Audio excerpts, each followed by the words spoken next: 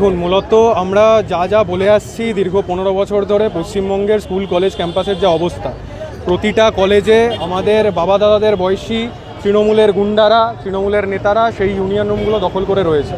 Union রুমের প্রতি সাধারণ ছাত্রছাত্রীদের যে মনোভাব, আমরা ইউনিয়ন রুম বলতে বুঝতাম যে ইউনিয়ন রুমে ছাত্রছাত্রীদের দায়িত্বের কথা, ছাত্রছাত্রীদের হকের কথা বলা হয়।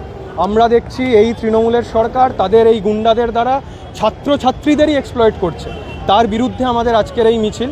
আমাদের এই মিছিল থেকে মূল সাফ কথা, অবিলম্বে ইউনিয়ন ইলেকশন করতে হবে। ইউনিয়ন ইলেকশন করার পরে এই সমস্ত তৃণমূলের বাপদাদার বয়সী জ্যাঠারা কোথায় থাকে আমরা বুঝে নেব। যতদিন না ইউনিয়ন ইলেকশন হচ্ছে ততদিন প্রত্যেকটা ক্যাম্পাসে, গোটা পশ্চিমবঙ্গের যতগুলো কলেজ ক্যাম্পাস রয়েছে প্রতিটা ক্যাম্পাসে ইউনিয়ন রুমগুলো যেখানে অবৈধ ইউনিয়ন আছে সেগুলোতে তালা ঝোলাতে হবে। মুখ্যমন্ত্রী প্রশাসনকে জানাই ধিক ধিক ধিক